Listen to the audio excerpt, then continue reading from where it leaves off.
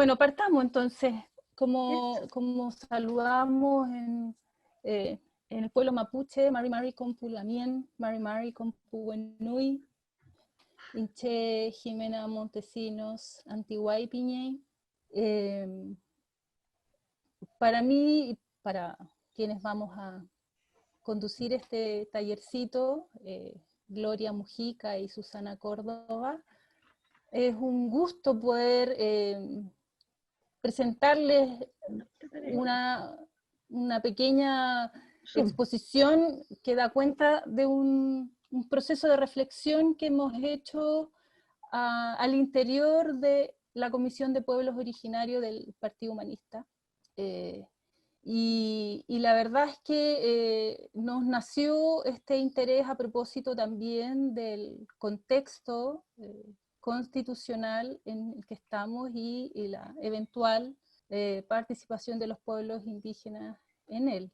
Entonces quisimos llamar a este espacio, en esta instancia que esperamos poder compartir y hacer, como decía Natalia, un intercambio horizontal, hablar sobre los derechos de los pueblos originarios, ¿no? Y algunas reflexiones en este proceso. Y como les decía, el interés nuestro parte por abrir este espacio en el ámbito humanista e intercambiar sobre el tema de pueblos originarios. Y a partir de aquello proponemos revisar algunos antecedentes históricos sobre los pueblos originarios y reflexionar desde nuestra doctrina, desde la perspectiva humanista, sobre los desafíos que ofrece este proceso. Entonces el punto de interés es la perspectiva humanista, claramente, sintetizada en el documento humanista y en el diccionario también, y el enfoque de derechos humanos, que es el que de alguna manera ha acompañado también todos los procesos reivindicatorios de los pueblos originarios. Y bueno, quisiéramos contextualizar este taller. Nosotros hicimos una presentación destacando 4 momentos que, a riesgo de ser reduccionista, la intención no es acotar el desarrollo de cada uno de estos momentos, sino que más bien dejarlo como un pilar para la posterior discusión, porque de alguna manera esos antecedentes de cada uno de estos momentos constituyen también parte de las demandas y de las reivindicaciones que hacen los pueblos originarios en este momento. Y quisimos partir haciendo esta frase que es la llegada de Colón a la Abya Yala. No sé si han escuchado el nombre Abya Yala, es una palabra cuna que significa tierra en plena madurez o tierra de sangre vital. Aquí en el continente habitaban al menos 800 pueblos y que a partir del 12 de octubre de 1492 se produce una situación que por todos conocidas y que hoy día, 12 de octubre de 2020, conmemora 538 años desde aquella fecha. Entonces, el primer momento que nosotros quisimos destacar es el momento de la colonización de los imperios coloniales. Aquí a América llegó el imperio español, el británico, el francés, el portugués, y en todo este proceso se marcó o está marcado básicamente por invasión territorial, política, cultural, imposición de un proyecto civilizatorio religioso, una ocupación territorial que fue violenta, que significó la introducción de enfermedades y la pérdida para los pueblos de la autonomía a través de genocidios y abusos de todo tipo. Y en el diccionario del Nuevo Humanismo aparece una definición sobre colonialismo, ¿no? Por lo tanto, dentro del diccionario nosotros podemos reconocer este proceso como una doctrina que tiende a legitimar esta dominación, o sea, legitimar una dominación política y económica de un territorio o de una nación. Y así se expresaba la conmemoración del 12 de octubre hoy día. Yo quise sacar algunas imágenes de las redes sociales y efectivamente para los pueblos indígenas la colonización fue una invasión, un saqueo que significó la imposición de la Biblia a cambio de las tierras, de los recursos y el empobrecimiento absoluto de los pueblos originarios, y que sin embargo hoy día siguen resistiendo como una resistencia permanente, ¿no? Ese proceso que duró 3 siglos comienza a terminarse en una primera etapa, la colonización de los imperios coloniales a partir de la independencia en Estados Unidos.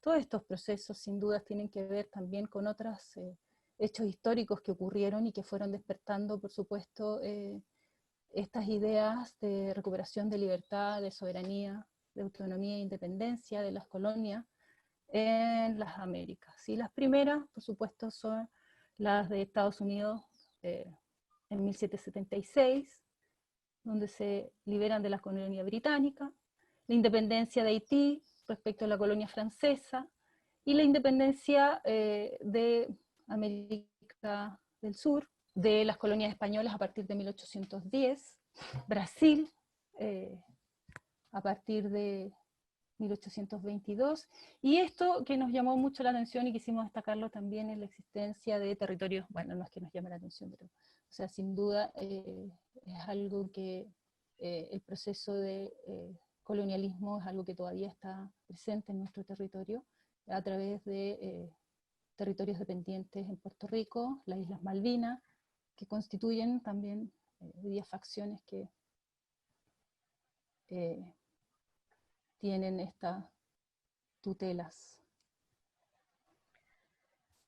Después de eso destacamos un segundo momento que tiene que ver cómo la colonización, la doctrina de la dominación se traslada ahora ya no al orden feudal que fue superado, sino que al nuevo orden que se instala a partir de la configuración de los estados nacionales, ¿no?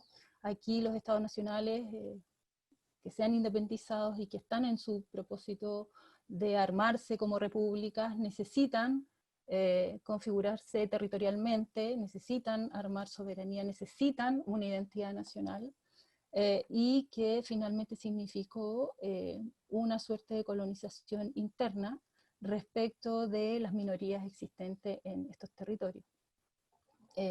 Y eso significó mantener esta ideología colonizadora durante el Estado-Nación chileno, como vamos a poder observar a continuación. En el proceso de conformación del Estado Nacional, nosotros reconocimos aquí un par de etapas que sin duda cada una de ellas supone un estudio, una profundización específica que no vamos a hacer, porque lo que nos interesa es tirar los elementos generales para poder después generar una conversación sobre eso. Pero distinguimos, y esto no lo inventamos nosotras tampoco, ustedes pueden buscar bibliografía, y está el informe de Verdad y Nuevo Trato, desde donde sacamos este ordenamiento de, primero, la consolidación de la República, y aquí hubo un periodo entre la valoración y la negación del indígena.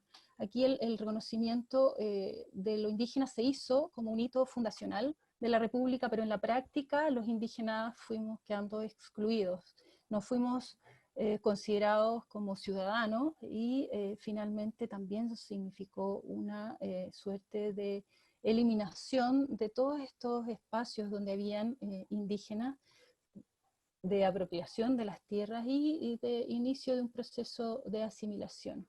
Y la cuestión indígena en esta configuración inicial de la República fue siendo expulsada hacia las fronteras, ¿no?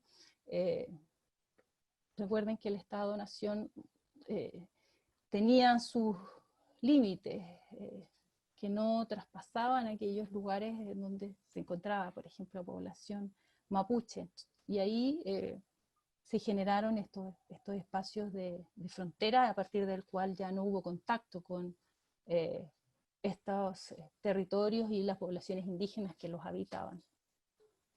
Sin embargo, después viene la otra etapa que se denomina asimilación forzosa, a través de la cual el Estado inicia políticas que denomina derechamente, este informe denomina liquidacionistas, porque en definitiva lo que intentaron hacer es ubicarse en ese territorio que inicialmente no habían podido dominar. Y esta parte con una colonización espontánea, donde los colonos privados se van, se instalan, corren a los indígenas, y se va después eso formalizando a través de leyes de ocupación, que propicia el Estado y con la aprobación de los parlamentos de la época, hasta que finalmente, después de la Guerra del Pacífico, tenemos ya definitivamente una expansión territorial que se hace de manera violenta a través del ejército, ¿no? Y así es como ocurre la ocupación militar en la Araucanía, en 1883, así es como se van anexionando la isla de Pascua, a pesar de que no fue una ocupación militar la anexión de la isla de Pascua, pero se produjo en 1888, se fueron anexando también los terrenos de la Patagonia, y el modelo de negocio que se instaló a partir de aquello fue la concesión a particulares de grandes extensiones de tierra. Y sí, en el norte hubo ocupación militar después de la Guerra del Pacífico, y se fue anexando todo el territorio del altiplano, que está habitado por aymaras, atacameños y población quechua. Después de ese periodo, ya entrando en la década de 1930, las políticas estatales estaban orientadas más bien a integrar al indígena de una manera más, comillas, civilizada, ¿no? A través de la incorporación a la escuela, a sistemas educativos, la castellanización, la incorporación a una suerte de ciudadanía. Sin embargo, se mantuvo, y esto yo creo que es de las cosas que bien vale después profundizar, porque las tierras que fueron entregadas en el periodo anterior, aquí fueron usurpadas. Entonces, tenemos un primer problema que se empieza a suscitar porque los títulos de merced que les fueron entregados a las comunidades indígenas como proceso de reducción a partir de 1840, en esta época comienza a ser mermada a través de usurpación de tierras reduccionales de estas comunidades por parte de privados. Y eso es parte de los problemas que hoy día subsisten respecto de la reivindicación de tierras y de territorios por parte fundamentalmente del pueblo mapuche. Teníamos acá también una regulación que en el fondo tendió a la división de las comunidades que se habían formado a través de estos títulos de merced. O sea, aquí ya está instalada la idea de privatizar la tierra, de estos títulos de merced que recogían esta concepción de ideas comunitarias, a pesar de que no eran los territorios ancestrales, todavía debían, comillas, por parte del Estado, ser divididos. Y aquí hay un dato que se instaló en el gobierno de Allende, una comisión de restitución de tierras, y estudió el fenómeno de la usurpación de tierras, y llegaron a la conclusión de que de todos los títulos de merced que se habían entregado en la época anterior, habían sido usurpados entre 100.000 y 150.000 hectáreas. Y bueno, eso, como les decía, es parte de uno de los problemas que hoy día podemos encontrar respecto al pueblo mapuche. Después tenemos, bueno, integración del altiplano a través de las escuelas fronterizas. Ahí está la campaña de chilenización y desaimarización de los territorios del norte. El fenómeno de la reforma agraria que se da a principios de los 60, que en el fondo lo que trata de hacer es incorporar a los pueblos originarios en su demanda por recuperar las tierras usurpadas, y que finalmente se asume esta como una alternativa para hacer esa reparación, pero que, comillas, y en la última etapa de lo que denominamos la historia contemporánea, se produce la contrarreforma y la nueva expropiación de esos territorios que habían sido recuperados durante la reforma. Durante la dictadura conocemos el decreto 2568, que lo que apuntó era la liquidación de las comunidades, o sea, a continuar con este proceso de división de las comunidades y entregar títulos de dominio individual. Todo eso genera pobreza y por lo tanto migración a las ciudades, y se sancionan los problemas en el norte fundamentalmente con la implementación del Código de Aguas. Como ven, este es un repaso muy general, no quisiéramos quedarnos en esto, pero sí son de alguna manera los antecedentes que pueden explicar también la situación de pobreza y de demandas que han sostenido los pueblos indígenas durante todos estos años. Esta información ustedes la pueden encontrar en el informe de la Comisión Histórica de Verdad y Nuevo Trato con los pueblos indígenas que elaboró la presidenta Michelle Bachelet en el año 2008. O sea, se lanzó el informe, estuvo listo ese año. Y bueno, dentro de todo esto nosotros quisiéramos poder presentarles a ustedes la situación particular del pueblo mapuche, porque básicamente en esto también hay una mirada particular que tiene que ver con las demandas y la violencia ejercida contra el pueblo mapuche. Gloria. Claro, que queríamos quedarnos un poquito más aquí en el tema mapuche, que es como tal vez lo que opera como más fuertemente, o que se sabe más, sin quitar lo que ha pasado con los otros pueblos originarios. Pero esto es importante ver como el proceso que tuvo el pueblo mapuche desde la óptica de las otras invasiones anteriores. O sea, primero estuvieron los incas, después los españoles, y luego viene esta partición del Wallmapu, porque el Wallmapu estaba considerado, ¿no es cierto?, desde la zona, desde el Pacífico al Atlántico. Todo eso se cubría, desde la isla grande de Chiloé hasta el río Limarí. Todo eso era considerado un territorio mapuche, a ambos lados de la cordillera, ¿no? Y entonces es importante ver cómo fue siendo la diferencia, primero cuando los incas estuvieron acá, en este territorio, no, fue una invasión diferente en el sentido de que ellos no trataron de asimilar a los pueblos que aquí vivían, sino que más bien los dejaban hacer, había como un intercambio entre pueblos. En cambio, cuando llegan los españoles, en realidad ahí viene esta cosa como de la diferencia, o sea, de alguna manera el antagonismo que se produce entre civilización y barbarie. O sea, hay que tener en cuenta que esto era algo que operaba en el mundo en ese momento.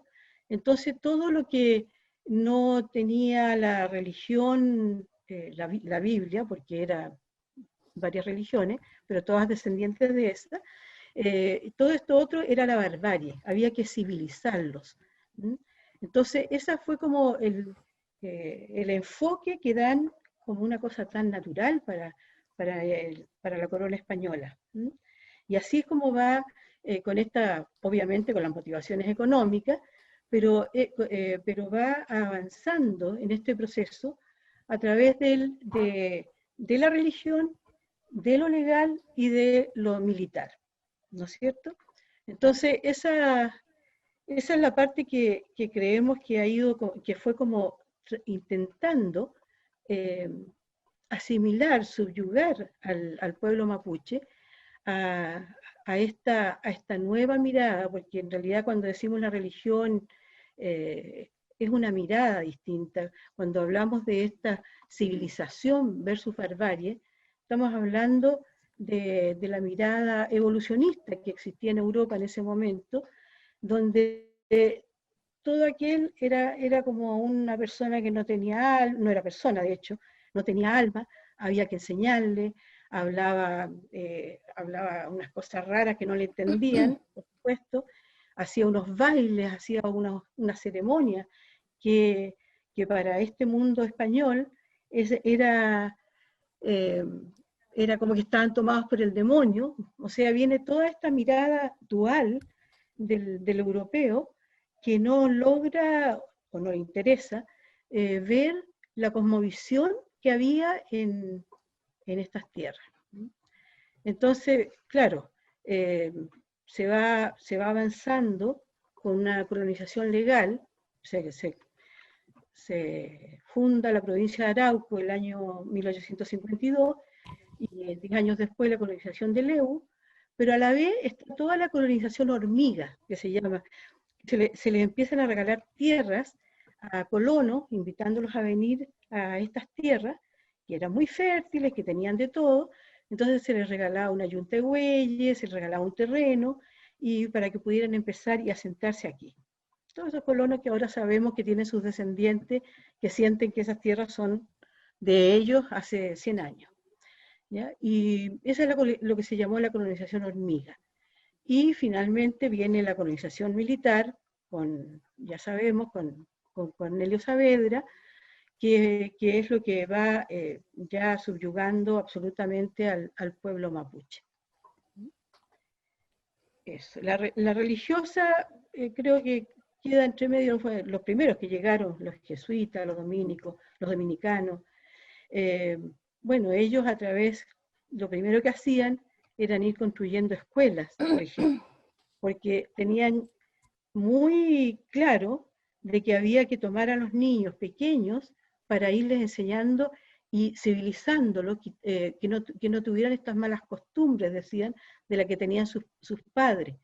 Entonces, por eso es que hay tanta iglesia que se fue, que era lo primero que llegaban los militares y llegaban con los curas, ¿no? Entonces, así de esa manera se iban creando estas escuelas para que, sobre todo, les interesaba que llegaran los niños, los hijos de los loncos, por ejemplo, para poder irlos introduciendo en este aparataje civilizatorio. Eso sería como las tres formas más fuertes de la colonización de esa época. Es el territorio que había a la llegada de los españoles acá, lo que llamamos el Ñulumapu. Chile, en ese tiempo, esta parte de Chile, como decíamos, desde la isla grande de Chiloé hasta el río Limarí, se conformaba 30 millones de hectáreas. Se le llamaba Ñulumapu. Y en la parte argentina, que era al otro lado de la cordillera, era el Puelmapu, lo que es la actual Argentina. O sea, que llegaba además hasta Buenos Aires. Ahí eran 100 millones de hectáreas. Y la cordillera, estaba la cordillera de la costa y estaba la cordillera de los Andes, sigue estando, pero que en ese momento se llamaba el Inemapu y el Piremapu.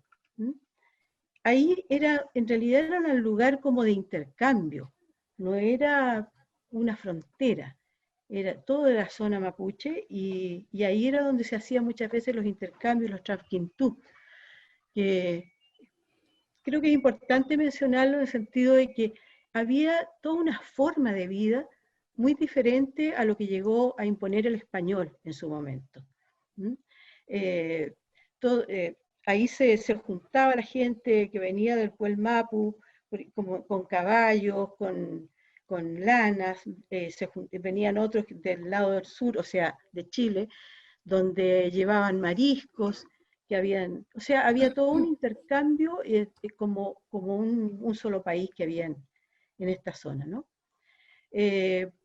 Bueno, obviamente sabemos que esto después fue fragmentado, se fue imponiendo este nuevo colonialismo, y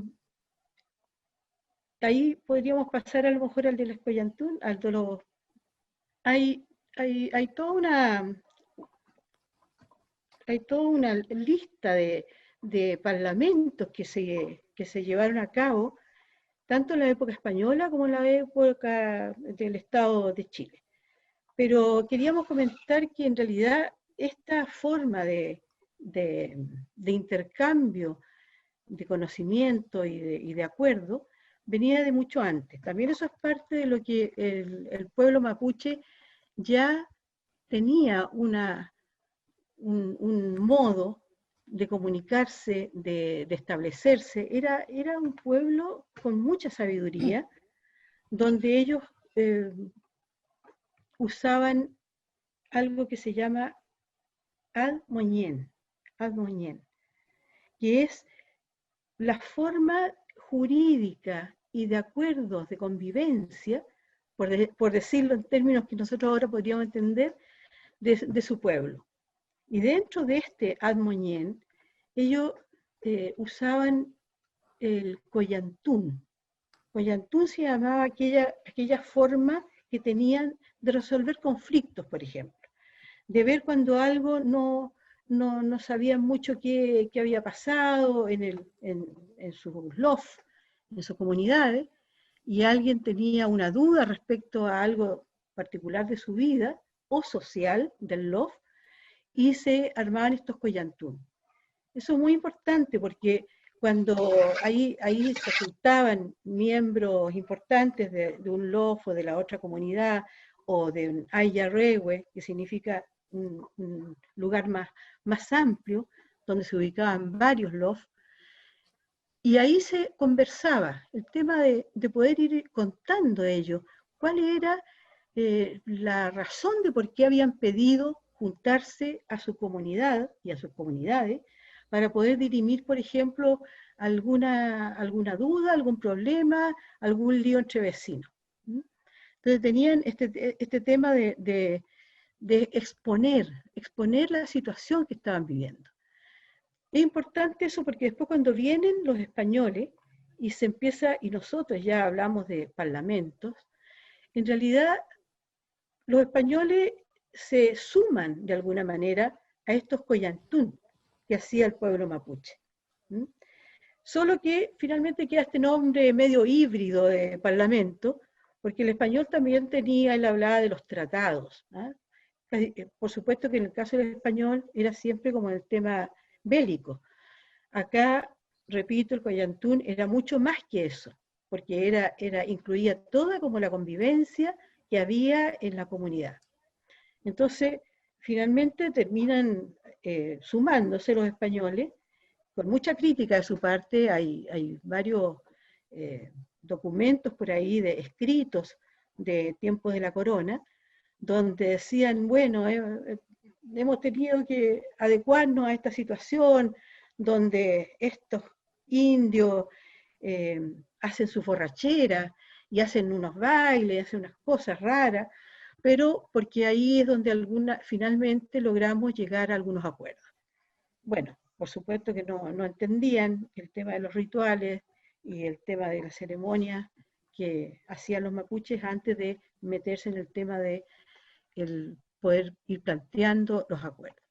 Así que ahí hay mucho, volvemos al anterior, donde salían los parlamentos que se llevaron con los españoles. 48 dice aquí, pero lo que queríamos más que destacar, se reconocen el de Quilín, es muy importante porque ahí se establece un límite fronterizo. En ese momento ya queda el Biobío como límite, porque lo que estaba más acá, que era el Picún Mapu, o sea, la parte norte del pueblo mapuche, de alguna manera se fue como adaptando, se fueron armando los pueblos de indios, así se llamaba, ¿no? Y el sistema de encomienda. Entonces de hecho los españoles le llamaban los indios amigos. Al otro lado del Biobío esto no fue posible para el español, Entonces ahí se arma el Tratado de Quilín, donde se establece el respeto por el otro pueblo, por este pueblo mapuche, y donde el mapuche también entonces se compromete a respetar al pueblo español. Después está también un parlamento de Tapigüe, pero el de 1774, porque después hay otro en la época con el Estado de Chile.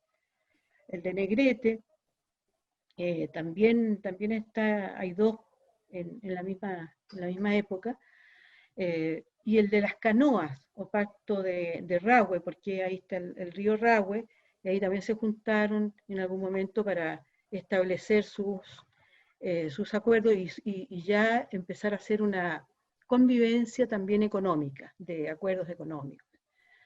¿Mm? Después, cuando ya esto por poner algunos ejemplos de algunos que son como los más conocidos, ¿no? Pero se hacían parlamentos por muchas razones. Después ya con el Estado de Chile, está el de Tapigüe, que es muy, muy conocido porque fue a los 15 años que el Estado de Chile se había independizado de la corona española, y donde ahí también se hace este acuerdo de que no se podía pasar desde de la frontera del Biobío. Se ve que en realidad si se ve a un español que está pasando el río Biobío, tendrá que ser tomado y sancionado en el lado mapuche y viceversa.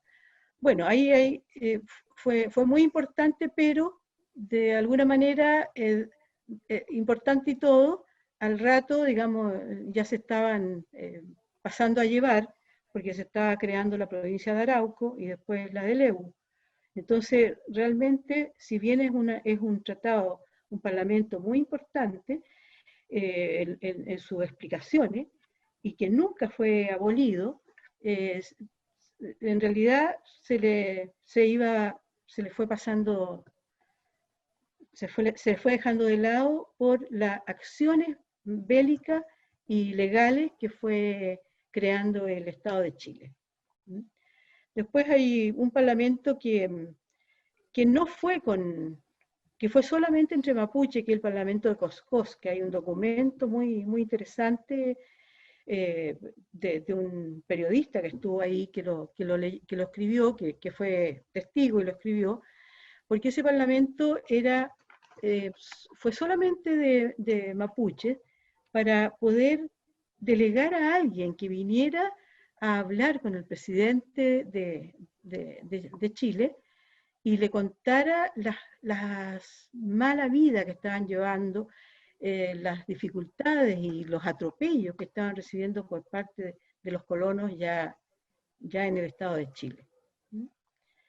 Estos tratados entre estos dos pueblos, el Estado de Chile y el pueblo mapuche, nunca fueron abolidos por ninguna de ambas partes. Así que en eso se basan ahora muchos grupos y organizaciones autonomistas del pueblo mapuche, teniendo en cuenta que esto en realidad sigue vigente. Si quieren hacer preguntas, a lo mejor pueden abrir o las dejamos para el final, no sé.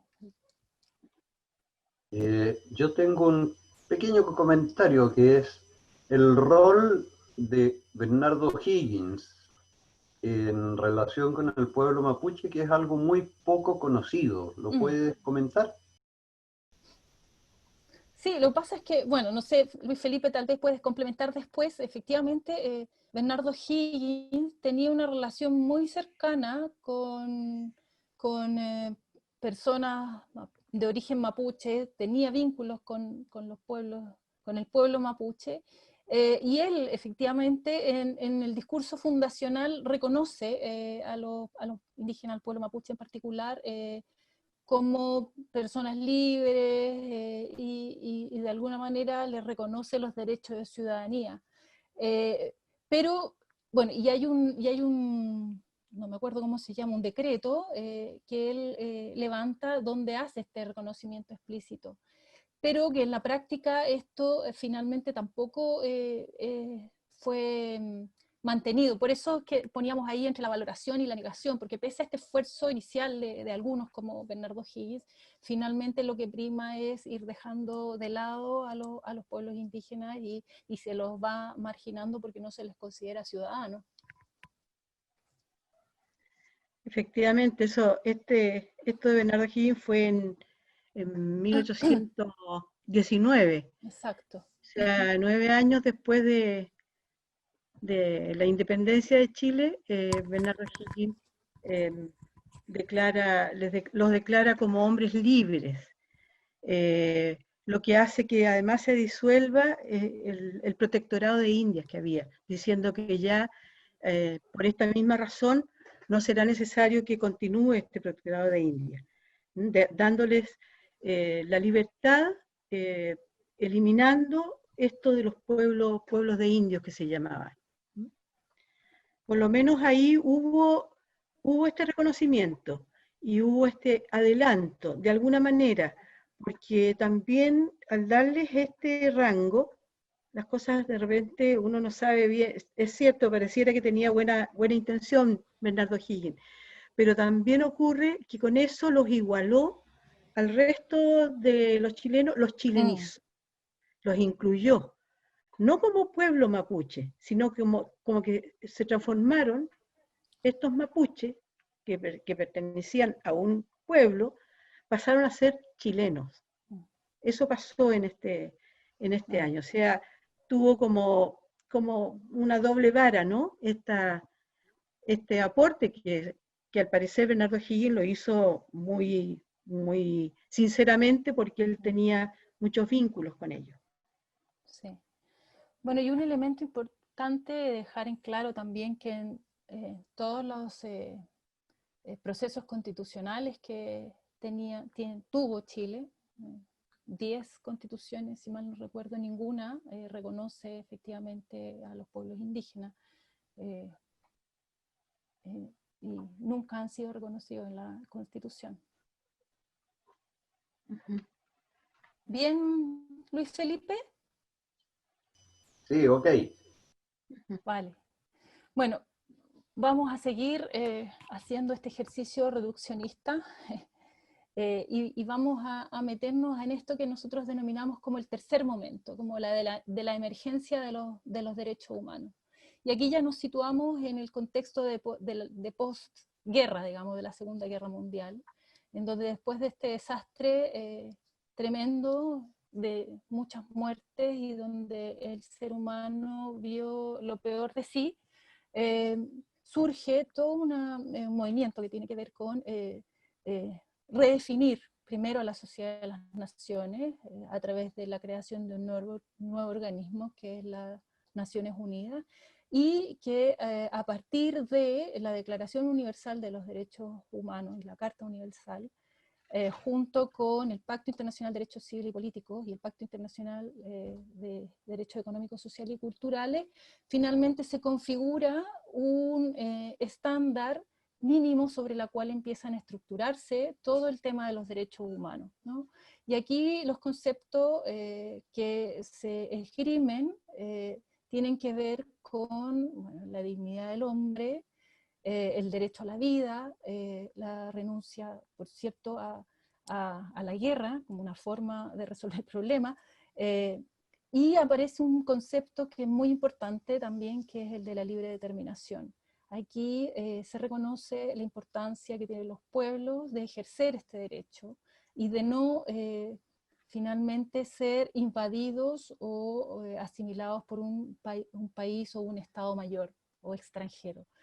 Se coloca, o es parte, digamos, del inicio de este movimiento para ponerle fin al colonialismo, principalmente el colonialismo europeo, ¿no?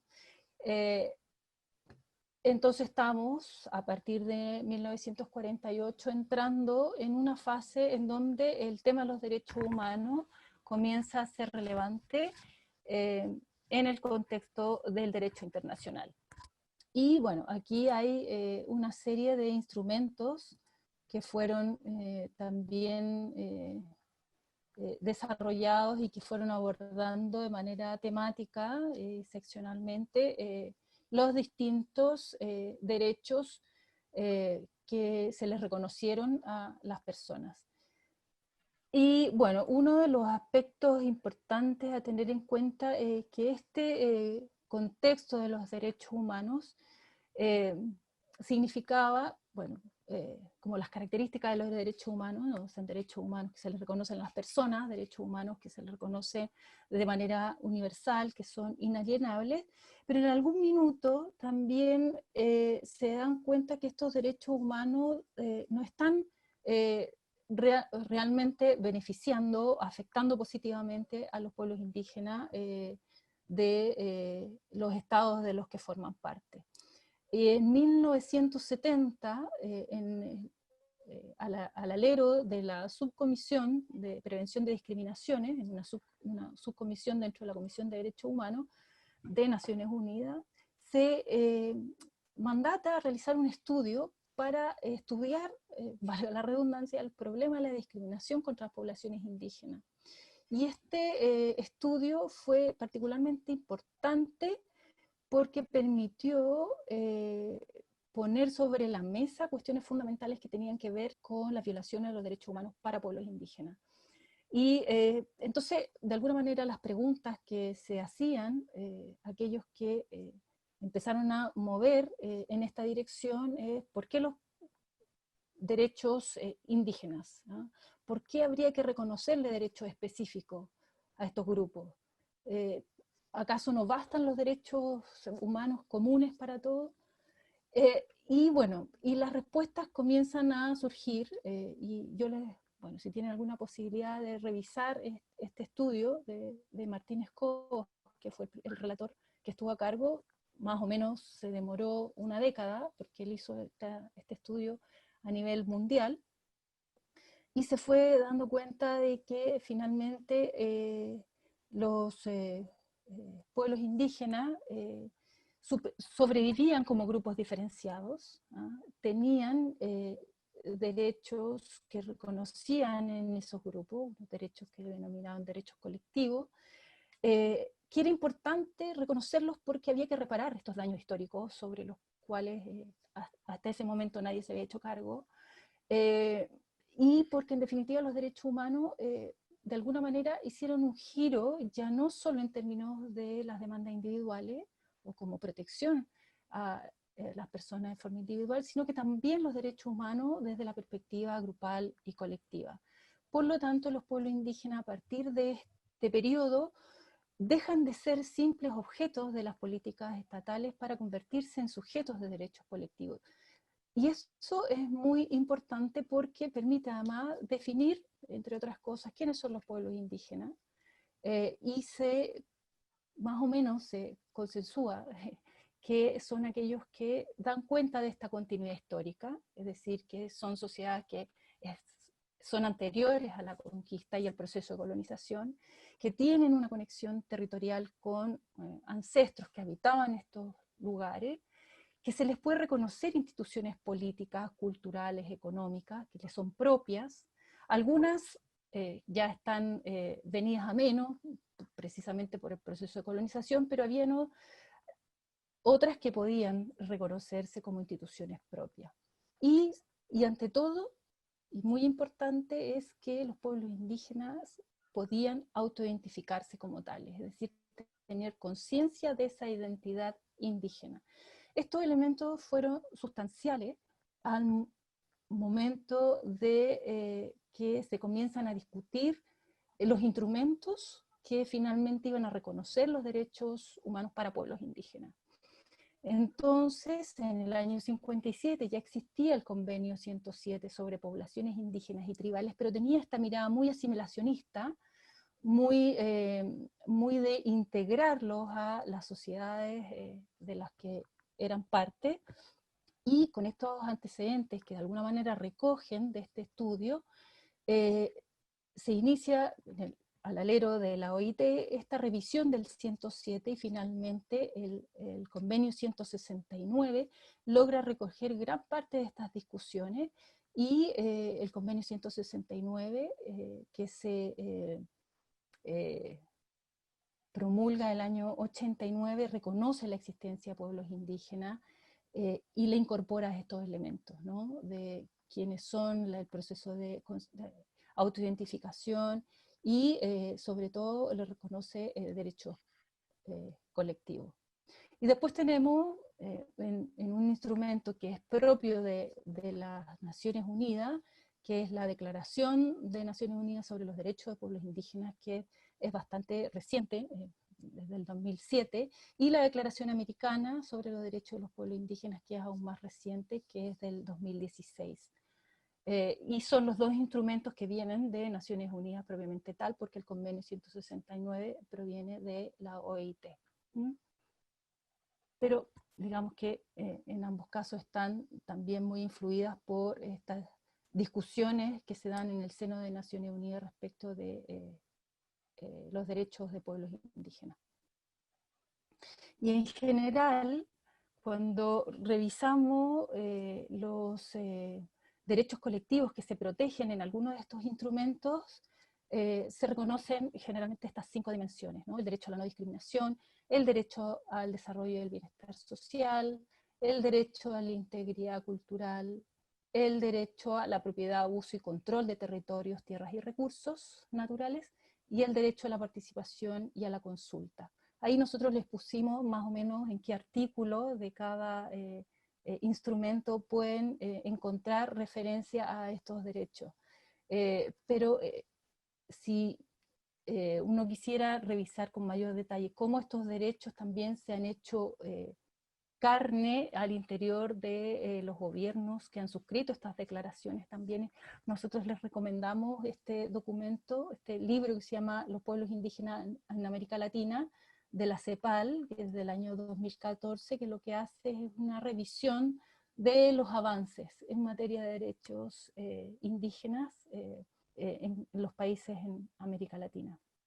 Y es interesante ver cómo también se han ido incorporando estos derechos, ya sea a las reformas constitucionales, a leyes específicas, internas, o también al desarrollo de reformas institucionales que dan cuenta de protección de estos derechos.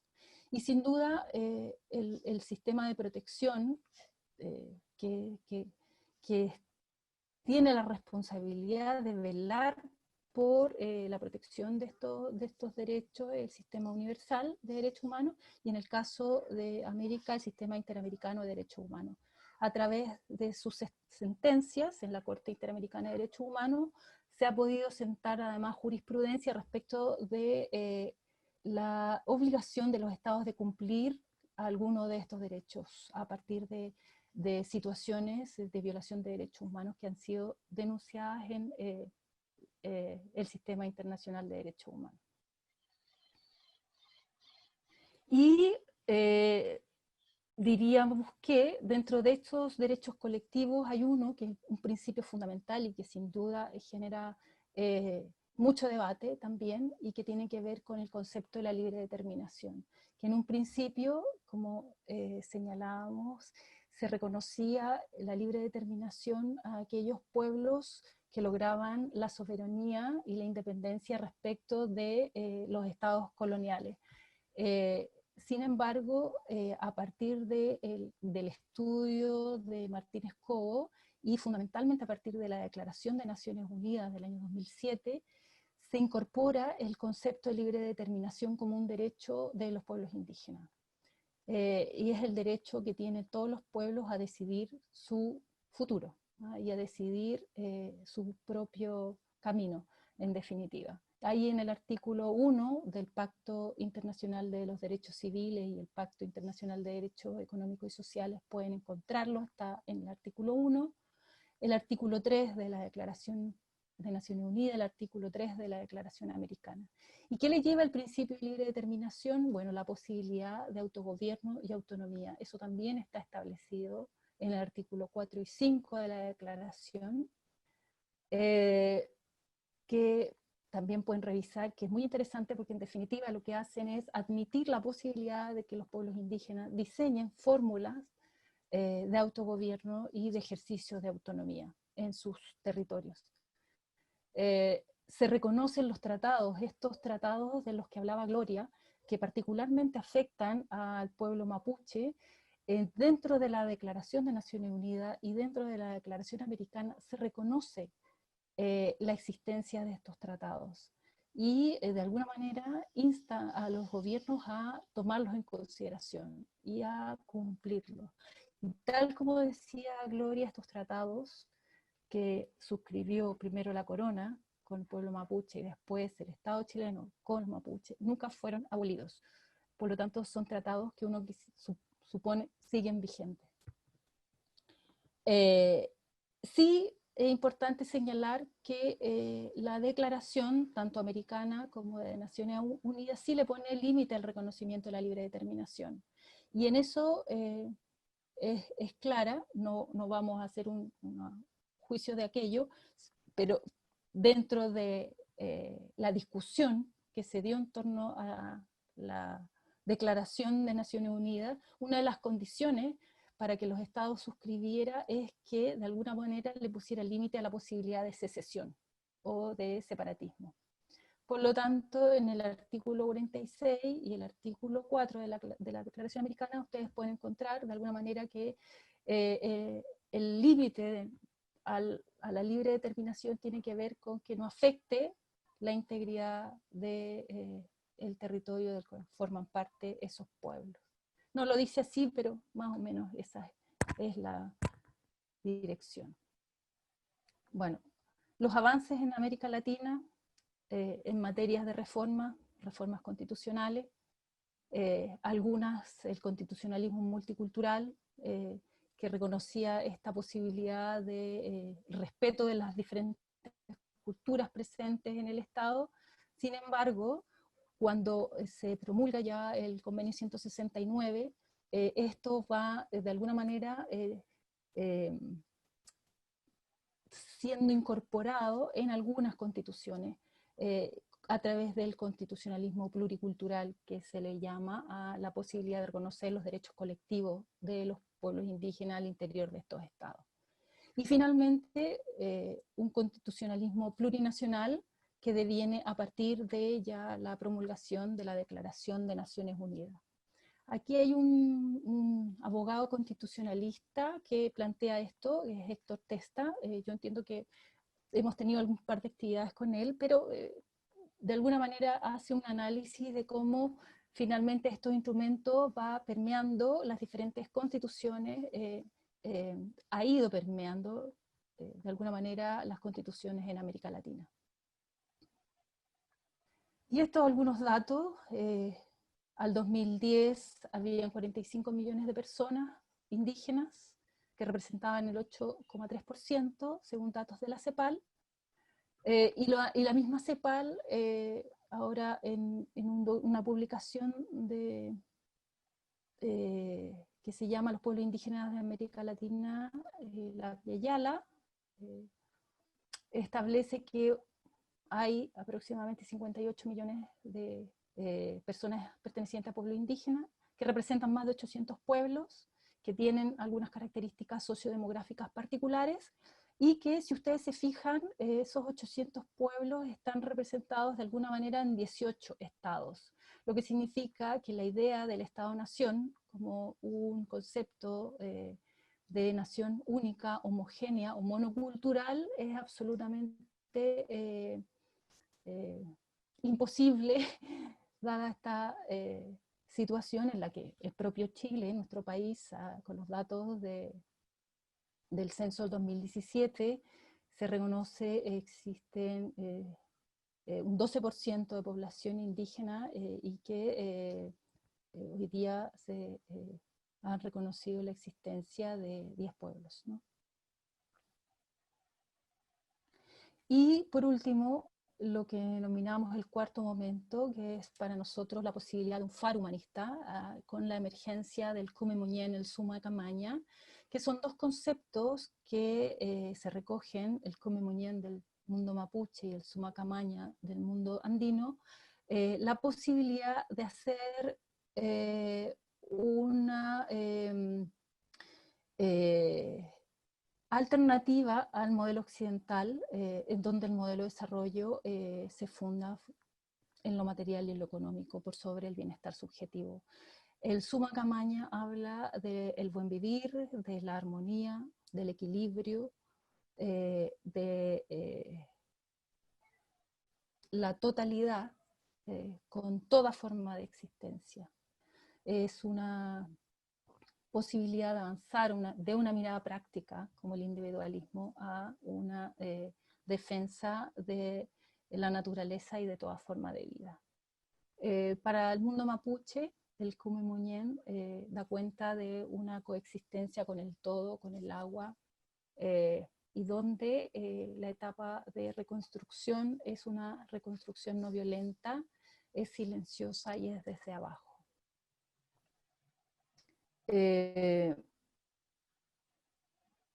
Y por último, y esto solo para dejarlo ahí rebotando, ¿cuáles son hoy día los aspectos que los pueblos indígenas están demandando respecto al proceso constituyente? Primero, un proceso de deliberación respecto de si participaron o no en el proceso constituyente. Yo eso creo que es importante señalarlo porque hoy día no hay una sola postura frente al tema. La discusión está radicada en la posibilidad de tener escaños reservados y según el peso demográfico que se respete el 12.4% de la población indígena como peso demográfico y a partir de eso definir la cantidad de escaños. Y que en el momento de la participación en el plebiscito se respete el derecho a la autoidentificación. Y esto significa que no medie la participación a través de la generación de un padrón especial para pueblos indígenas. Y respecto de los contenidos para la nueva constitución, bueno, lo que vimos, un catálogo de derechos que supere esta idea del colonialismo, que promueva el bien vivir y que este catálogo de derechos esté estructurado sobre la base también de estas normas internacionales. Y que finalmente la forma del Estado sea un Estado plurinacional, intercultural, y que se reestructure sobre nuevas bases de relaciones de poder. Y que todo esto sea sancionado a través de consulta indígena, que es uno de los derechos garantizados también para los pueblos indígenas. ¿Cómo avanzamos a esta etapa del Cumimuñén o del Sumacamaña? Haciéndonos algunas preguntas que son fundamentales y que tienen que ver con replantearse el proyecto de descolonización en serio, ¿no? Y eso significa pensar cómo cada uno de nosotros vive el colonialismo, cómo se expresa el colonialismo como una realidad concreta en cada uno de nosotros, cómo percibo al otro como pueblo, cómo superamos lo viejo por lo nuevo y cómo nos reconciliamos con esta historia, que yo creo que de ahí vienen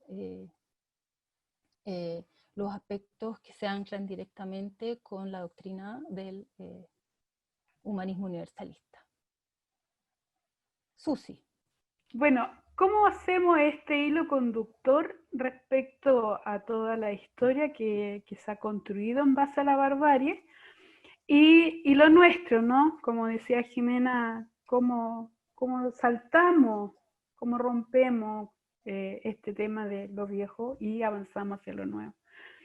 Desde nuestro punto de vista, en el documento humanista hace varios planteos, pero hemos decidido por 3 momentos, ¿no? La esencia de la pluriculturalidad.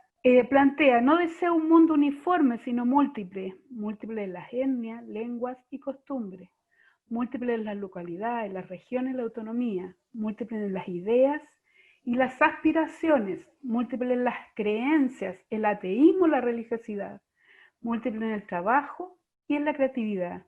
Segundo, la esencia de la participación y del reconocimiento de derechos colectivos. En una democracia real debe darse a las minorías las garantías que merece su representatividad, pero además debe extremarse toda medida que favorezca en la práctica su inserción y desarrollo.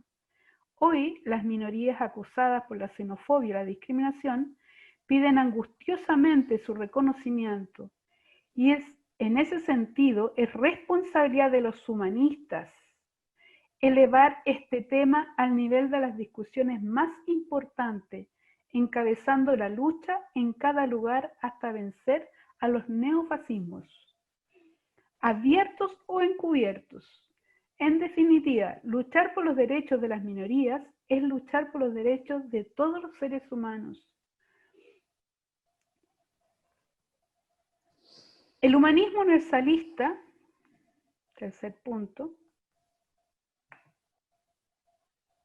considera a la naturaleza no como medio pasivo, sino como fuerza actuante en interacción con el fenómeno humano. Por consiguiente, el impulso por las mejoras individuales y sociales debe tener en cuenta el impacto humano sobre la naturaleza, cosa que impone limitaciones no solamente morales, sino que debe reflejarse en el sistema legal y en la planificación ecológica.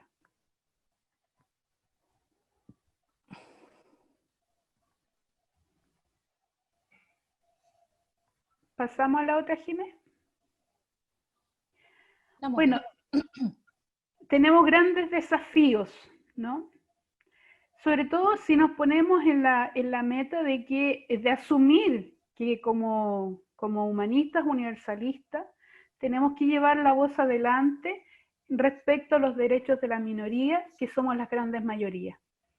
Entonces, y en este caso particular, que es un desafío de los derechos de los pueblos indígenas, necesitamos trabajar dos puntos. Uno que ya está súper claro, ¿no? Que es el tema de cómo ponemos como valor central al ser humano, ¿ya? Y aquello que también nos devela la historia, que es el tema de la reconciliación. ¿Cómo hacemos esto? Esto que se afirma es porque innegablemente estamos educados en un sistema racista, discriminador y violento, por lo que ninguno está ajeno, ninguno de nosotros estamos ajenos a tener grados de racismo, grados de discriminación y grados de violencia. Aunque en el fondo nosotros hayamos decidido por una dirección, y esa dirección tiene que ver con el nuevo humanismo. Así que mejor que profundicemos. O sea, cómo vamos suavizando este tema, cómo nos vamos reencontrando con nuestro hilo conductor de ser humano. Y desde ahí atender a nuestro diario vivir, ¿no? ¿Cómo es que opera lo viejo, cómo que opera el primitivismo, cómo opera el colonialismo en nuestro diario vivir? Para poner de relevancia es qué es lo que plantea Silo respecto a lo que significa el ser humano. Hay un montón de documentos en donde podemos rescatar este significado, pero nosotros elegimos este.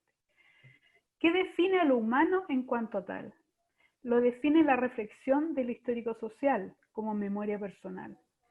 Todo animal es siempre el primer animal, pero cada ser humano es su medio histórico y social, y es además la reflexión y el aporte a la transformación o inercia de este medio. El medio para el animal es el medio natural, el medio para el ser humano es el medio histórico y social. Es la transformación del mismo. Esto lo encontramos en Habla Silo, 1996, acerca del humano. Es un extracto que nosotros definimos. Desde este contexto, entonces, queremos ir acercándonos, vamos a ir por rodeo, ¿no? Y queremos invitarlos a reflexionar acerca del sentido del ser humano. La idea es que nosotros vayamos acercándonos amablemente a nuestros espacios más íntimos, más humanos, ¿no?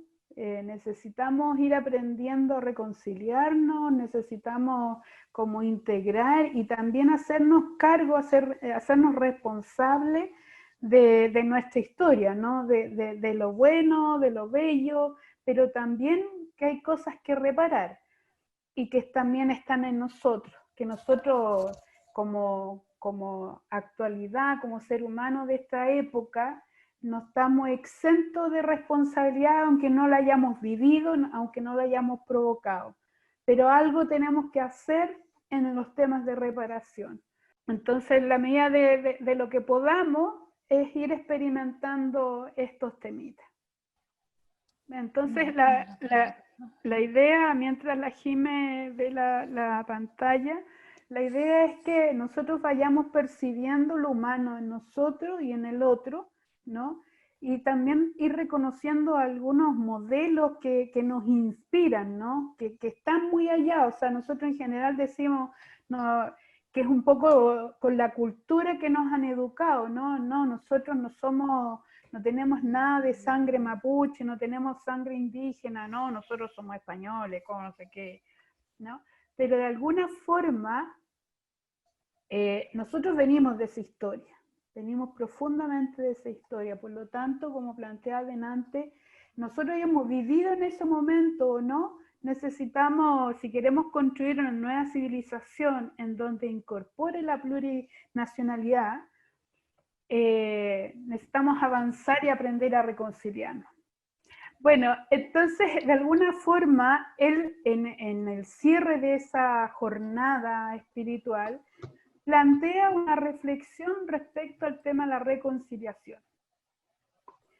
Y lo plantea de esta forma: reconciliar no es olvidar ni perdonar, es reconocer todo lo ocurrido y es proponerse salir del círculo del resentimiento. Espaciar la mirada reconociendo los errores en uno y en los otros. Reconciliar en uno mismo es proponerse no pasar por el mismo camino dos veces, sino disponerse a reparar doblemente los daños producidos. Pero está claro que quienes nos hayan ofendido no podemos pedirles que reparen doblemente los daños que nos ocasionaron.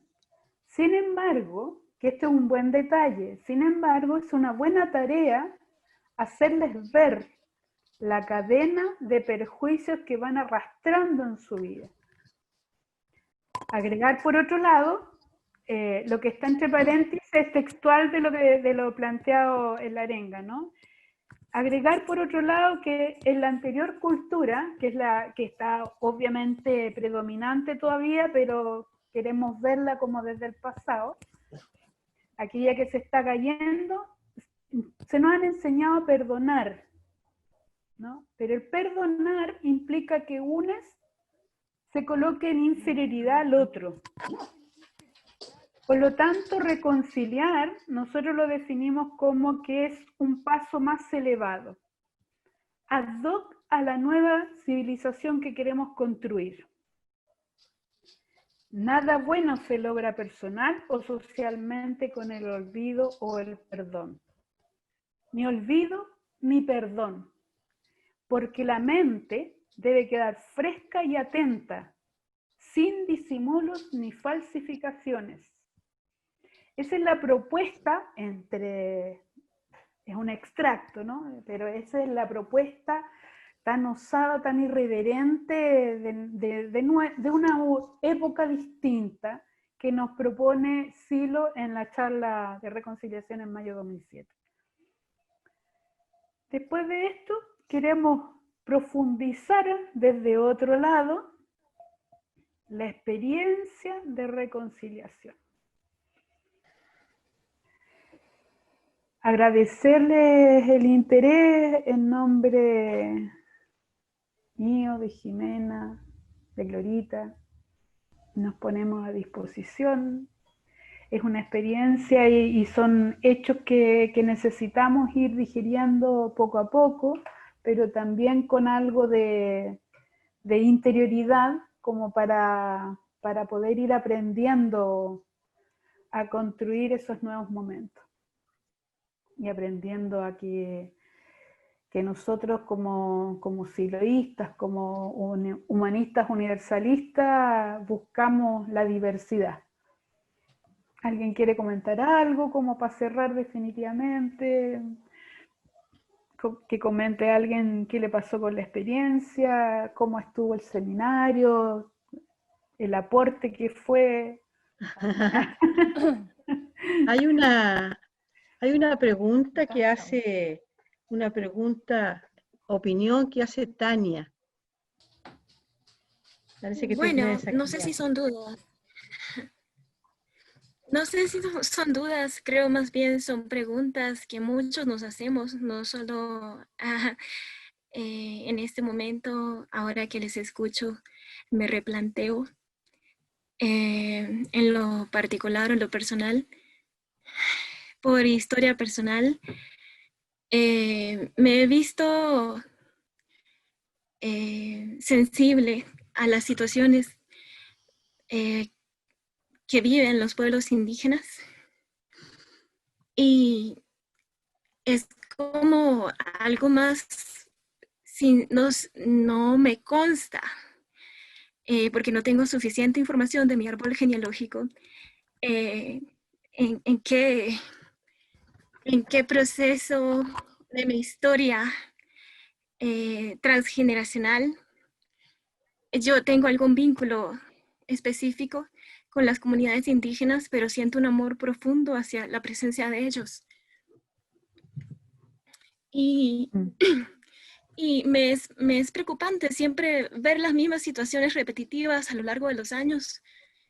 Tengo ya, casi voy a cerrar 4 décadas de estar viva y ver que la historia es la misma. Y siempre se habla y hay reuniones acerca de cómo vemos a los pueblos indígenas y cómo hacemos para ayudarles y poco se logra en materia de avance al respecto. Entonces, replanteo aquí la pregunta porque sí me parece importante este espacio para meditar o favorecer un espacio de reconciliación interna hacia las emociones no sanadas respecto a estas situaciones de los pueblos, siendo que hay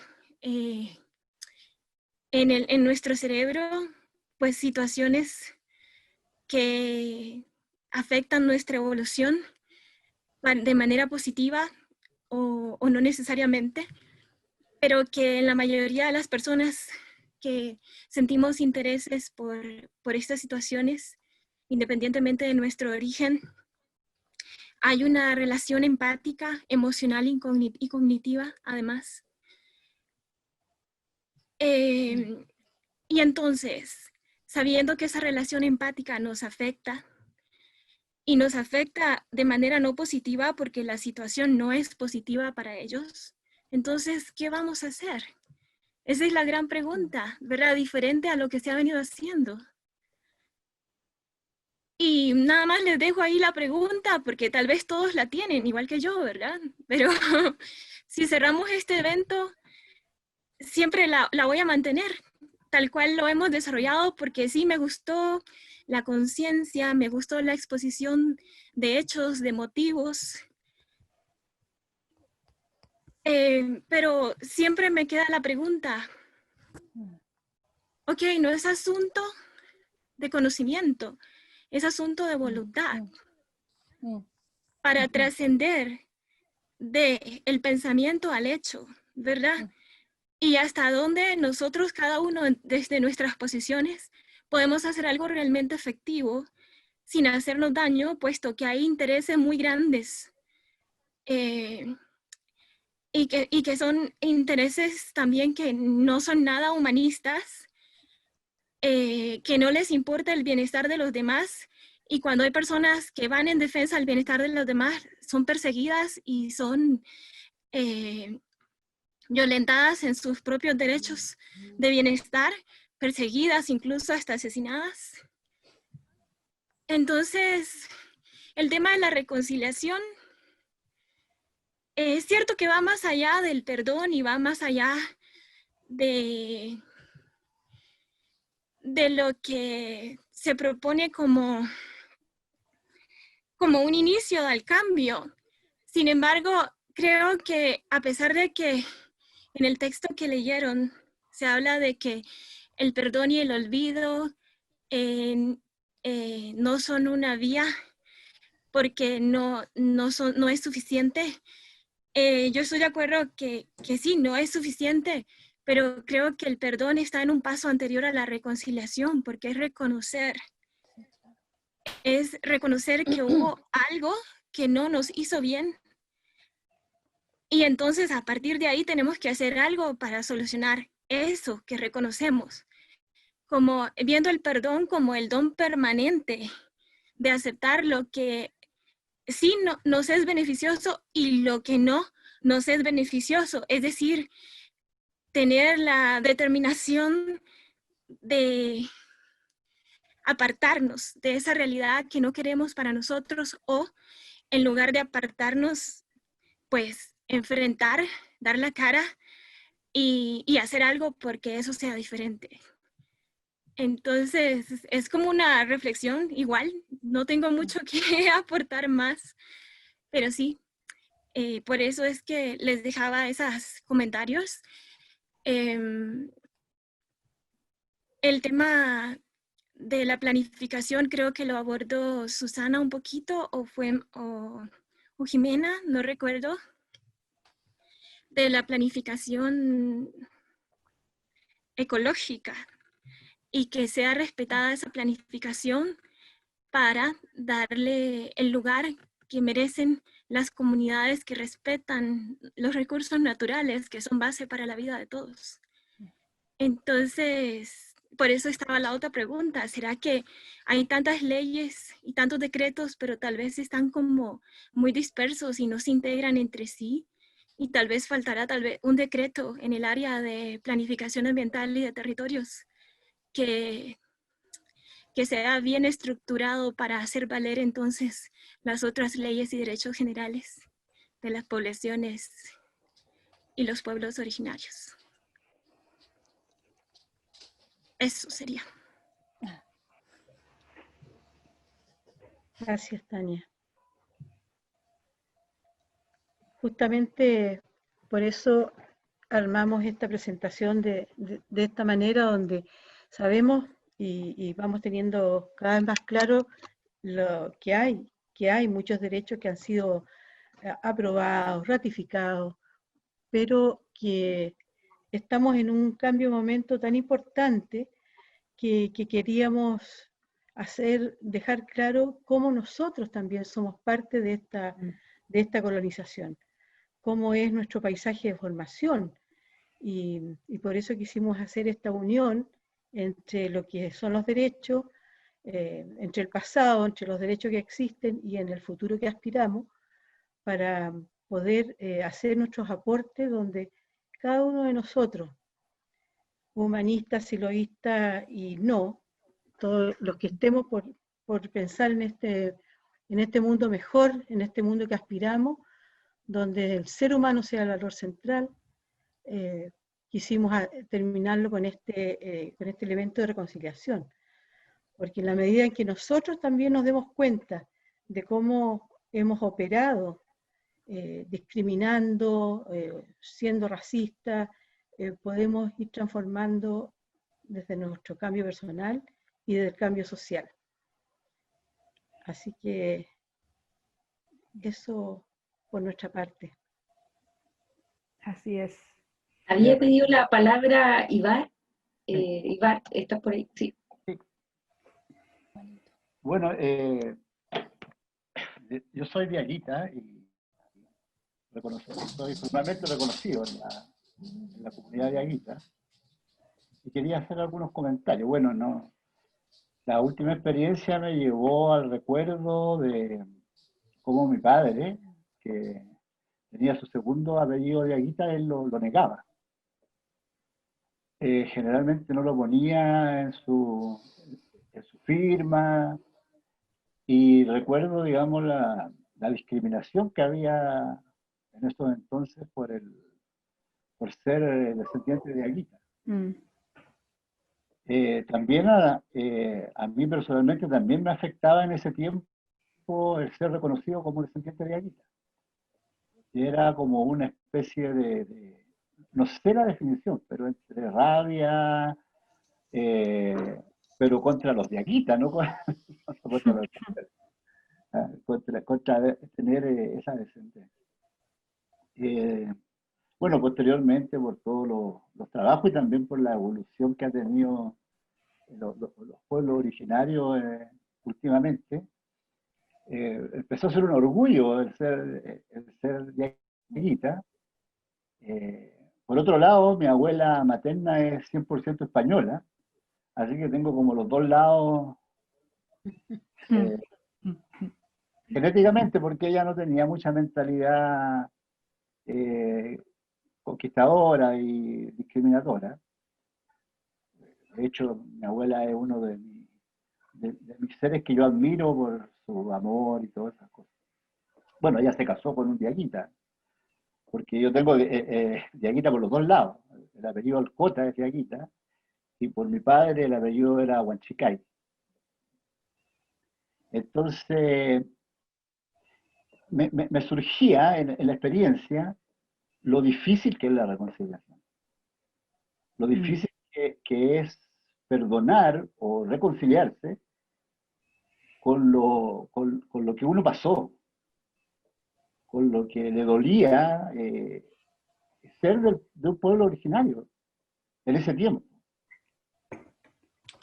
Y bueno, nosotros en ese tiempo nunca vivimos una discriminación como vivió el pueblo mapuche, que fue violenta físicamente, digamos, que era una violencia de otra manera. No me había aparecido esto, porque generalmente en la experiencia ¿cómo se llama?, de resentimiento, me parecía más mi padre o ahora algún amigo que me estafó por ahí, pero no me había aparecido este fenómeno, digamos, y lo agradezco la experiencia por haber recordado eso y por haber como dado elementos para trabajarlo. Yo, entre mis planes está presentarme como candidato a concejal en Vallenar y presentarme como diaguita. Bueno, ahora con mayor razón después de esto, pero es uno de mis proyectos para poder ver. Ahora, una de las cosas que también quisiera mencionar, porque yo estuve asistiendo a una comunidad diaguita en Vallenar, pero hay muchas comunidades que no trabajan el tema, sino que más bien se reúnen para hacer algunas prácticas de medicina y todo, pero en sí es más bien como un club de amigos. Entonces, no hay una conciencia también en los mismos pueblos originarios de todo esto que estamos viendo hoy día.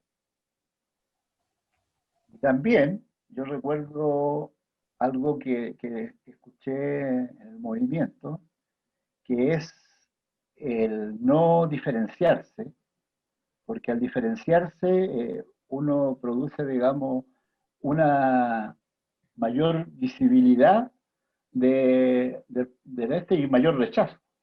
Entonces, como incorporarse a los movimientos, como el movimiento humanista, digamos, y mezclarse con todas las culturas para poder avanzar en los derechos, para que los que no son de pueblo originario reconozcan también los derechos. Eso. Y también, digamos que lo difícil que es reconocer un pueblo, a nosotros nos costó mucho que reconocieran al pueblo de aquí en Chile, como un pueblo originario. No es llegar y que un pueblo originario diga yo soy, y que el país te reconozca. Esto gracias a una diputada que tiene apellido Cantillay, que es de la democracia cristiana, que finalmente logró que el pueblo se reconociera.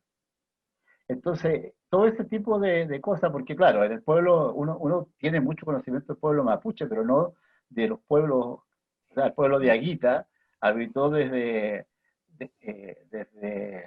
la cuarta región, desde el Elqui hasta parte de Copiapó. Aunque Copiapó tiene más colla, pero hasta ahí hay indicios, y toda la parte de Argentina. De hecho, los argentinos son los que más han progresado en el rescate de la cultura de Aguita, más que nosotros, digamos, más que los chilenos. Bueno, una de las cosas del pueblo de Aguita fue uno de los pueblos que mayor desarrolló el arte dentro de los pueblos originarios, aquí en Sudamérica. Es un pueblo que se dedicaba prácticamente al tema más artístico que a los temas, que a otros temas, digamos. Y afortunadamente hace poco en Serena se descubrió un cementerio inmenso, que seguramente todos tenemos, porque se supo, digamos, es el cementerio más grande que se ha, de arqueología originaria que se ha descubierto. Y hay mucho ahí de los pueblos de Aguita, hay 3 culturas. Bueno, eso es mi testimonio y mis reflexiones también de lo que decía Tania, o sea, qué es lo que hacemos, porque en realidad parece que hay que buscar una planificación. El tema ecológico, por supuesto, yo soy la coordinadora ecologista del PH, estoy en la red ecologista del movimiento, y también el tema cultural.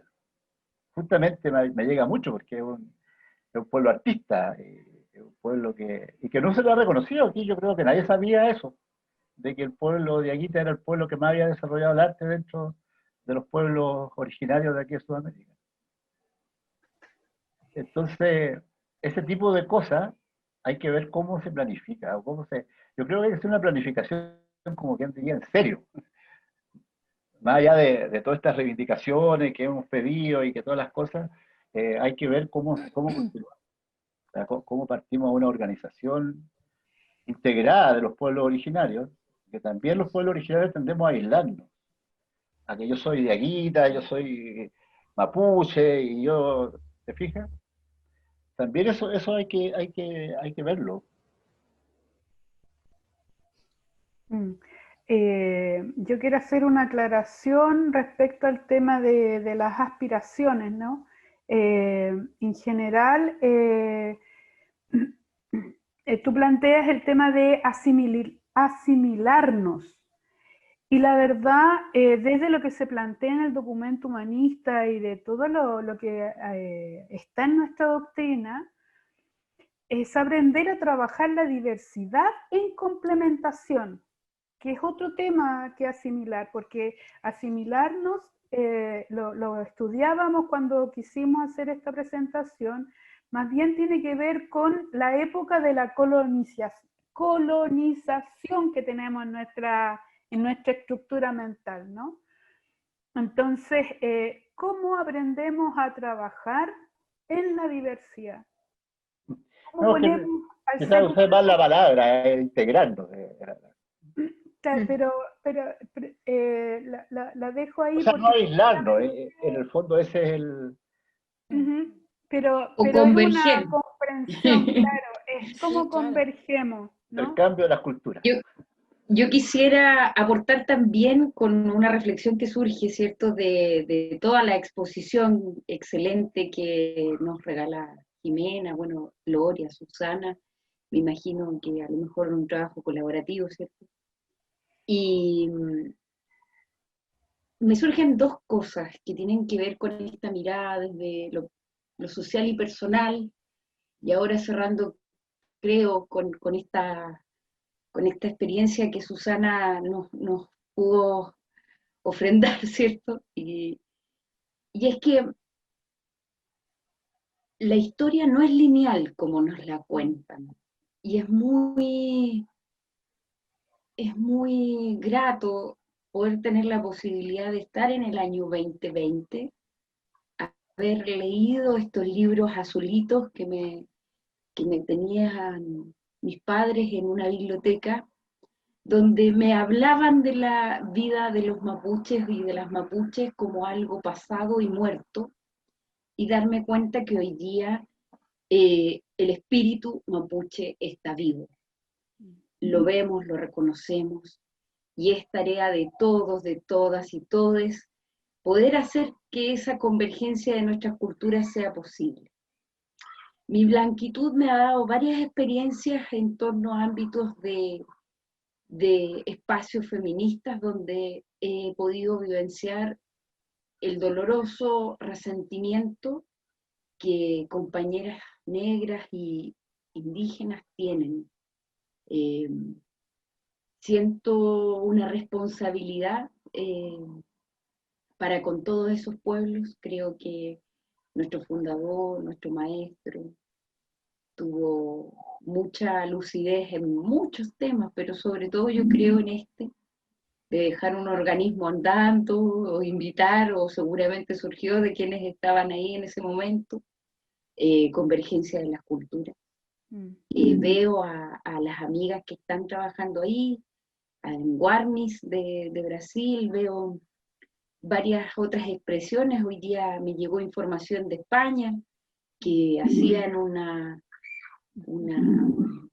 gran, digamos, un acusete, digamos, de lo que hacen en España en un día como hoy, donde montones de personas ponían en su Facebook, en las redes sociales, genocidio, genocidio, genocidio, genocidio. En España, una celebración. Y eso ha salido, yo me imagino, con también la posibilidad que ha tenido el ser humano en su evolución digital a muchos lugares del mundo. Yo creo que hay que tomar esto con este darnos cuenta de que está escrito, está estudiado, se ha impreso con muchos timbres que esto no está bien, sigue pasando. Y en ese sentido, ese sigue pasando, nos queda en nuestras manos. Nos queda seguir trabajando, nos queda hacer comunidad, vivir en comunidad. Y esa comunidad tiene distintas formas. Algunos nos hacemos amigos, amigas y tratamos de crear cosas en conjunto, otros literalmente vivimos y cultivamos y tratamos de tener algo de soberanía alimentaria, y vemos que los procesos del mundo hoy día en su globalidad van hacia la diferenciación, pero porque eso en algún momento llegará la complementación. Ese es mi deseo, esa es mi intención. Y bueno, mis comentarios ante esta maravillosa experiencia y gracias, porque de verdad la presentación ha sido muy, muy nutritiva en cuanto a seguir profundizando los textos, las leyes, para quienes nos interesan esos temas, y por otro lado esta experiencia de poder tomar contacto con aquello que en mi caso me pega desde un lado diferente. Yo tengo un apellido español, Ibáñez, y yo creo que de uno u otro lado hay que hallar el propio lugar en este presente y darle mucha alegría al futuro que soñamos, traerlo acá. ¿Cómo sería? Así que eso por mi parte.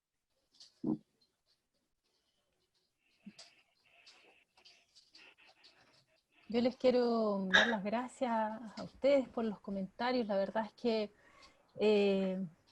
para Gloria, para Susana, para mí, esto es un tema que nos toca en lo personal, nos toca de distintas maneras, y coincidimos en esta necesidad de ponerlo a disposición de los humanistas, para que justamente sigamos profundizando y sigamos reflexionando respecto de esto que Tania plantea como la gran pregunta, que sin duda para mí también, a mí me resonó mucho sus reflexiones, precisamente porque hay tanto material respecto del deber ser, ¿no? De cómo deberían respetarse, de qué derechos respetarse, y de cómo salir probablemente de esta crisis que tiene no solo los pueblos indígenas sumidos en una permanente violencia, sino que también hoy día como civilización estamos todos en eso.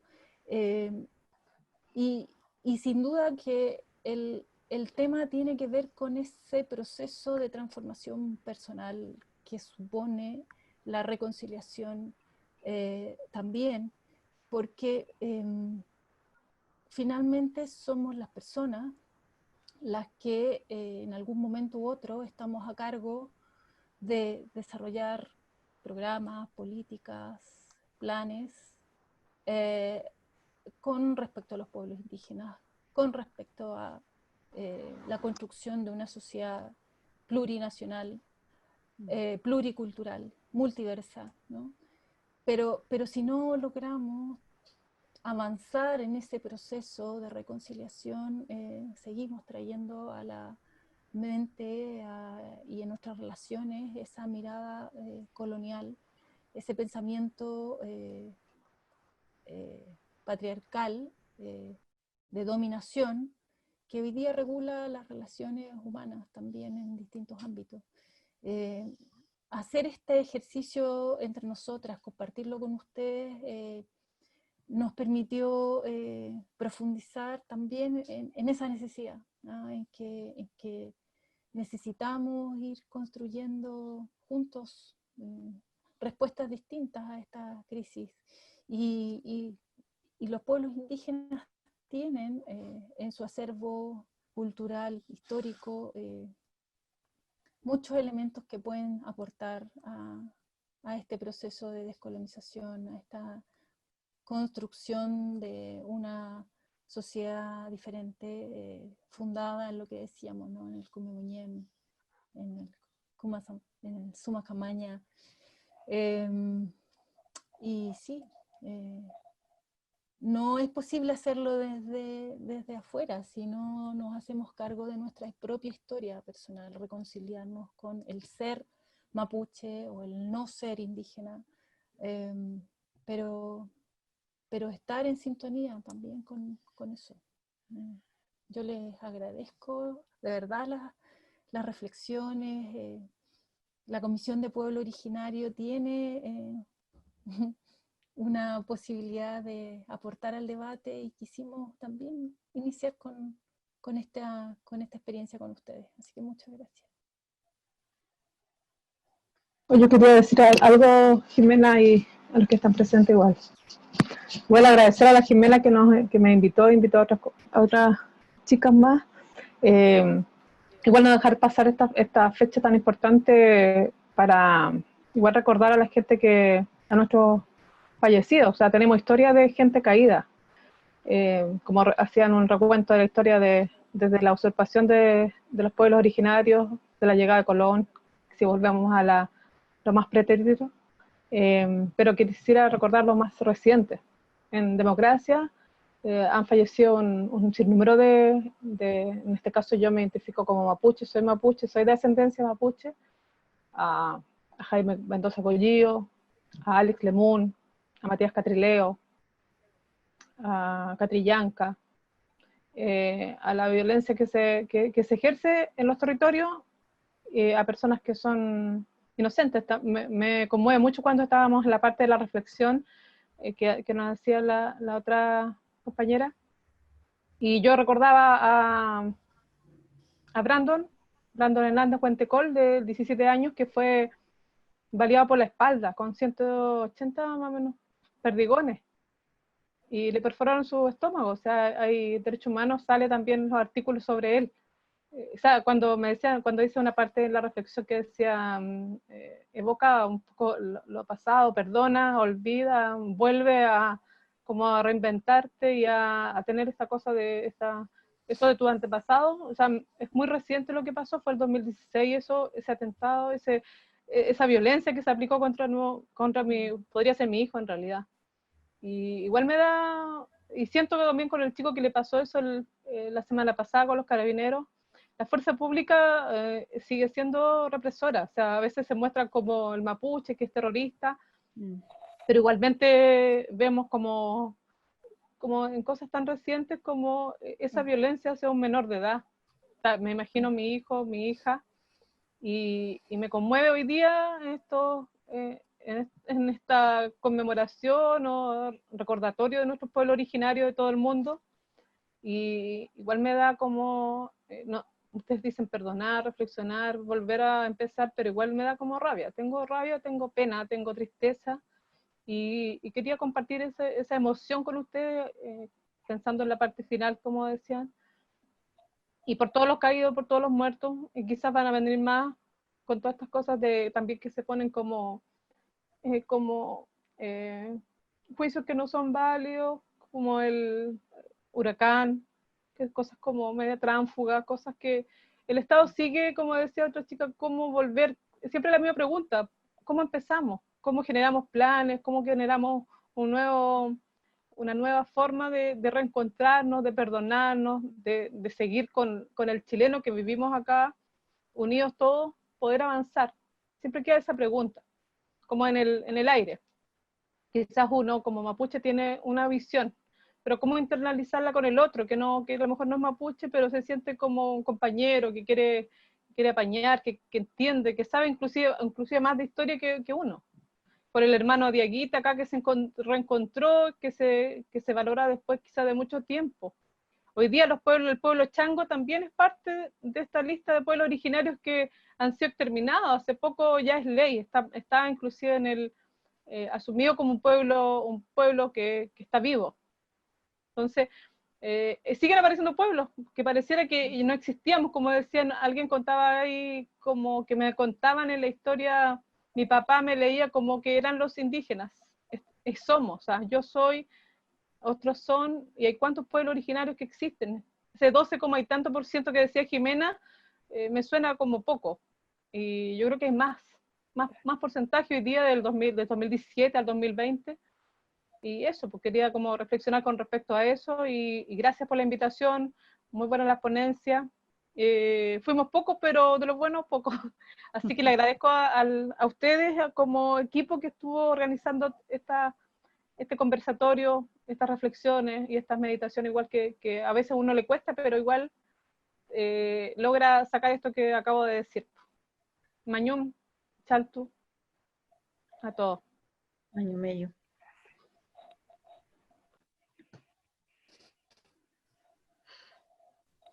Pero igual agradecer, muy buena la exposición en todo caso, hay montones de cosas que no tenía idea. Sabía solamente la ley, la última por el caso que fue de la huelga de hambre, ¿no? Donde apareció la ley que estaban ellos, ¿cuánto se llama? Estaban luchando, digamos, por esa ley. Así que le agradezco toda esta exposición, creo que fue brillante, está muy completa y ¿cómo se llama? Un conocimiento así como a la vena. Iván, también... me gustaría, disculpa, comentar que tenemos unos pocos minutos porque tengo prestada esta tecnología, ¿no?, para que nos portemos. No sin antes dar un par de informaciones, no sin antes querer abrazar a Isabel con las palabras y con la conciencia de más de 2.500 presos políticos de la revuelta, que no se nos olvidan. Y en ese sentido hay una iniciativa por el mes de octubre que nosotros de distintos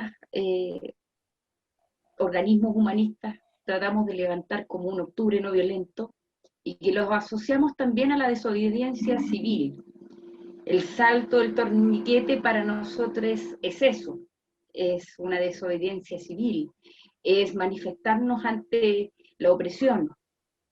Por eso es que desde la Comunidad para el Desarrollo Humano se han puesto en contacto con familiares de detenidos de la revuelta y hay una campaña para poder escribirles cartas.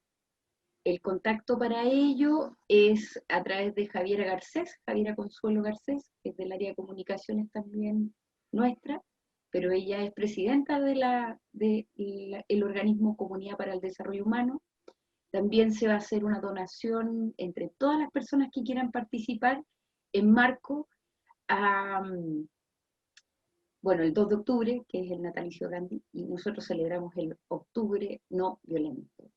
En ese sentido, no nos equivocamos, creemos que la desobediencia civil es un camino ante la opresión y nosotros queremos hacer algo concreto y en ese sentido quisiéramos escribir estas cartas y generar un apoyo económico para aquellos jóvenes, muy, muy jóvenes, muchos muy, muy pequeños, adolescentes, con madres que no han tenido posibilidad de llegar a abogados, Hay casos como un vecino de acá del barrio Yungay que obtuvo su libertad hace muy poquito, que estaba siendo acusado por incendiar la Universidad de Pedro Valdivia, logró salir después de que le dieron un montón de distintas condenas. Primero se hablaba de 2 millones de pesos, después 20, después resulta que le dieron una salida con firma. Bueno, en ese sentido, bueno, comentarles eso. Si ustedes quieren saber más información de estos conversatorios, este conversatorio responde a querernos poner como herramienta al servicio de la gente desde este espacio y organismo del movimiento humanista que es el Partido Humanista. Y el correo es humanistaformacion@gmail.com. Se realizan actividades los lunes, los jueves con trabajo de desarrollo personal, los sábados con lectura e intercambio de cartas a mis amigos, que las estamos revisando. Queremos en ese sentido también invitar a que cualquiera que quiera y necesite ayuda puede tomar contacto por acá, y para cualquier otro tema también. Eso. Un abrazo muy, muy grande y palabras ya para el cierre, con conciencia de los que estamos en el conjunto, para si es que hay una compañera que a lo mejor no ha podido hablarnos y lo quiere hacer. Entonces eso. Luis Felipe, ¿estabas levantando la manita? ¿No?